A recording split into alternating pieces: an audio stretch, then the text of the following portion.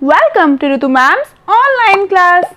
बच्चों, आज हम आपकी कक्षा 5वीं की परिवेश अध्ययन की पाठ्य पुस्तक झरोखा के पाठ 6 आप बीती का तीसरा भाग करेंगे।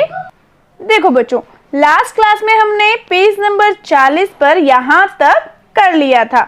आज हम इससे आगे करेंगे। पेज नंबर 41 पर देखो, पता करो और लिखो। इसमें क्या दिया हुआ है, पढ़ते हैं। किन फसलों को ज्यादा पानी चाहिए, किनको सामान्य और किनको सामान्य से कम। तो बच्चों, कुछ फसलों को पानी ज्यादा चाहिए होता है, कुछ को सामान्य और कुछ को सामान्य से भी कम, अत्यंत कम पानी चाहिए होता है। तो उन फसलों के हमें यहाँ नाम लिखने हैं। देखो, जैसे धान है, इसे ज्यादा पानी की आवश्यकता है, धान को भी और गन्ने को भी। ठीक है, तो यहाँ हमें उनके नाम लिखने हैं जैसे मैंने लिखे हैं। और सामान्य पानी की आवश्यकता वाली फसलें कौन कौन सी हैं? गेहूं, कपास, सरसों, जौ। आप और भी इसमें ऐड कर सकते हैं। सामान्य से कम पानी की आवश्यकता वाली फसलें जैसे बाजरा, ज्वार, ग्वार, अरहर, ये सभी ऐसी फसलें हैं जिन्हें पानी सामान्य से भी कम मात्रा में चाहिए होता है। तो बच्चों, आप इनमें ऐड कर सकते हैं अपनी तरफ से भी। तो बच्चों, ये हो गया है। अब इससे आगे देखो, आगे चलते हैं प्रश्न संख्या 7 पर। तुम्हारे इलाके में सिंचाई के लिए किसान केवल वर्षा पर निर्भर रहते हैं या कोई अन्य साधन अपनाते हैं? तो आपको यहाँ लिखना है, अगर आपके इलाके के किसान सिंचाई के लिए वर्षा पर निर्भर रहते हैं केवल, तो लिखना है केवल वर्षा पर निर्भर रहते हैं। अगर अन्य साधन अपनाते हैं तो यहाँ आपको बताना है कि अन्य साधन भी अपनाते हैं और कौन कौन से साधन, वो भी आप यहाँ लिख देना। तो देखो, जैसे मैंने लिखा है, हमारे इलाके में सिंचाई के लिए किसान केवल वर्षा पर निर्भर नहीं रहते, बल्कि वे अन्य साधनों जैसे ट्यूबवेल, नहरों, तालाब को भी अपनाते हैं। अब है अगला प्रश्न नंबर 8। किसान सिंचाई के लिए प्राय और किन किन साधनों का प्रयोग करते हैं? तो बताओ बच्चों, सिंचाई के लिए किन किन साधनों का प्रयोग किया जाता है? नहरें, कुएं, ट्यूबवेल, तालाब आदि। तो देखो बच्चों, जैसे मैंने लिखे हैं, नहरें, कुएं, ट्यूबवेल, तालाब, और भी आप इसमें ऐड कर सकते हैं।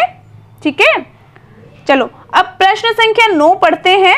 अपने आसपास के किसी गांव में जाओ, वहां जाकर कुछ किसानों से मिलो और निम्नलिखित जानकारी इकट्ठी करो। तो बच्चों, यह काम आपको स्वयं करना है, जाना है किसी आसपास के गांव में और यह जानकारी आपको इकट्ठी करनी है। किसान का नाम आपको यहाँ लिखना है और वह खुद की खेती है उसकी। ठीक है, तो हाँ लिखना है और नहीं है तो नहीं लिखना है। अब अगला है, कितनी जमीन पर खेती करता है? ठीक है, वो आपको यहाँ लिखना है और क्या उगाता है यहाँ, और क्या क्या परेशानियां होती हैं, वे परेशानियां आपको यहाँ लिखनी है। तो यह है, आपको स्वयं करना है। अब बच्चों, चलते हैं पेज नंबर 42 पर। देखो, अब पेज नंबर 42 पर यहाँ क्या लिखा है, सोचो और लिखो। प्रश्न दिया है कि किसान ने ऐसा क्यों लिखा कि लोगों को अनाज के अभाव का सामना करना पड़ता है। तो जो किसान रामेहर है, इस आप बीती पाठ में जिसने पत्र लिखा था मुख्यमंत्री को, तो यहाँ पूछा गया है कि उसने ऐसा क्यों लिखा कि लोगों को अनाज के अभाव का सामना करना पड़ता है। तो बच्चों, उसने लिखा था ना कि अनाज मंडी में अनाज खुले में पड़ा हुआ था और कुछ बोरियां बारिश के कारण खराब हो गई थी और कुछ फटी भी हुई थी, जिससे अनाज खराब हो जाने के चांसेस हो जाते हैं। तो इसी कारण उसने लिखा था। जब देखो बोरियां फटी हुई होंगी तो क्या होगा, अनाज उसमें से निकल जाएगा और अनाज खराब हो जाएगा। तो अनाज के खराब होने के चांसेस बढ़ जाते हैं और कुछ अनाज बारिश के कारण भी खराब हो गया था, तो इसीलिए उसने यह बात लिखी थी। तो देखो बच्चों, कैसे लिखेंगे, यहाँ मैंने लिखा हुआ है प्रश्न है, प्रश्न तो हमने पढ़ लिया था, अब उत्तर हम लिखेंगे। किसान ने देखा कि किसानों द्वारा बेचने के लिए लाया गया गेहूं अनाज मंडी में खुले में पड़ा था। भंडारण के लिए रखे गए अनाज की बहुत सी बोरियां बारिश के कारण खराब हो गई थी, वह कुछ फटी हुई भी थी। इस प्रकार बड़े पैमाने पर अनाज खराब होने के कारण लोगों को अनाज के अभाव का सामना करना पड़ सकता है। तो बच्चों, ये था उत्तर। अब दूसरा प्रश्न पढ़ते हैं। किसी क्षेत्र में अनाज खराब हो जाने की स्थिति में उसकी भरपाई कैसे होती होगी? सोचो, कैसे होती होगी? क्या आपको पता है? नहीं पता। चलो मैं बताती हूँ आपको। देखो, किसी क्षेत्र में अनाज खराब हो जाने की स्थिति में उसकी पूर्णतः भरपाई तो मुश्किल है, परंतु ऐसी स्थिति में सरकार किसानों को कुछ मुआवजा देती है। तो बच्चों, ऐसी स्थिति में क्या होता है? कुछ परसेंट मुआवजा सरकार की तरफ से मिल जाता है, परंतु पूरी भरपाई नहीं हो पाती। ये हो गए हैं। इससे आगे चलते हैं। आओ ये भी करें। नंबर 1, नीचे कुछ शब्द दिए गए हैं, इनके बारे में एक एक वाक्य लिखो। देखो बच्चों, ये शब्द दिए गए हैं। सबसे पहला है भूखमरी। भूखमरी क्या होती है? भूखमरी ऐसी स्थिति है जब लोगों को गरीबी या अन्य हालातों में उचित मात्रा में भोजन नहीं मिल पाता, उसे ही कहते हैं भूखमरी। अगला है अकाल। अकाल क्या होता है?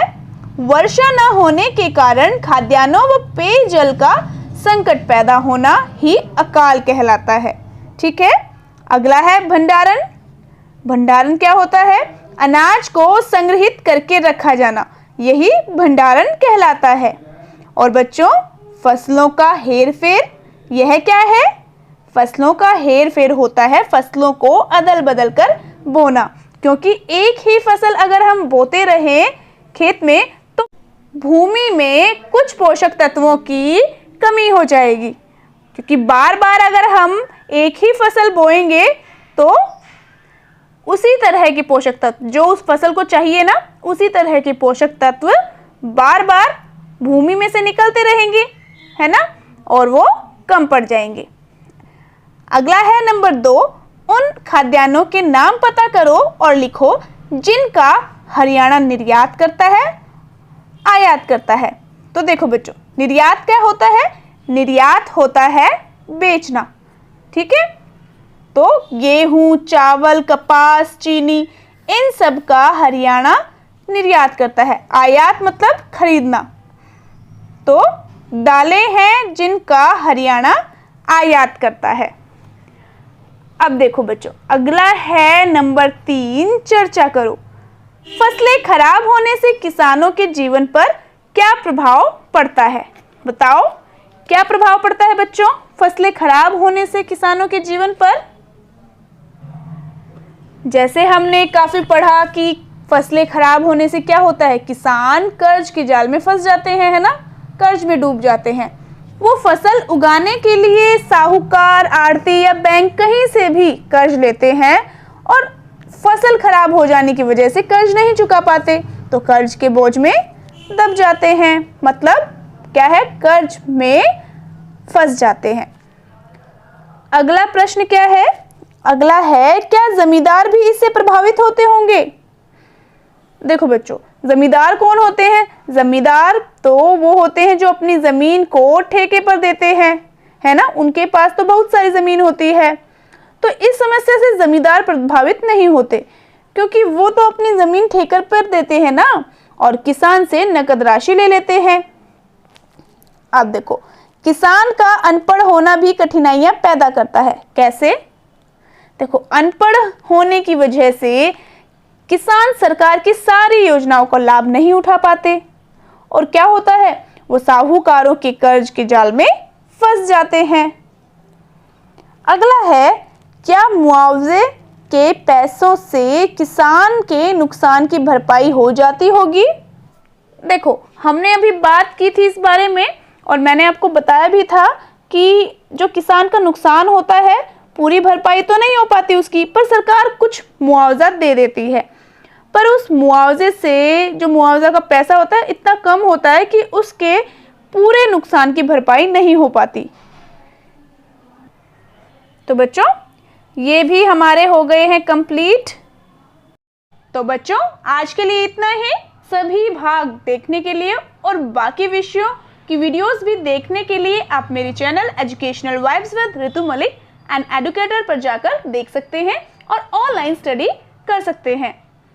और बच्चों, अगर आपने अब तक मेरे चैनल को सब्सक्राइब नहीं किया है तो चैनल को सब्सक्राइब ज़रूर करें और उसी के साइड में जो बेल आइकन है उसको ज़रूर प्रेस करें ताकि मेरी आने वाली सभी वीडियोस की नोटिफिकेशंस आपको मिलती रहे। तो फिर मिलते हैं नेक्स्ट वीडियो में, तब तक के लिए बाय बच्चों।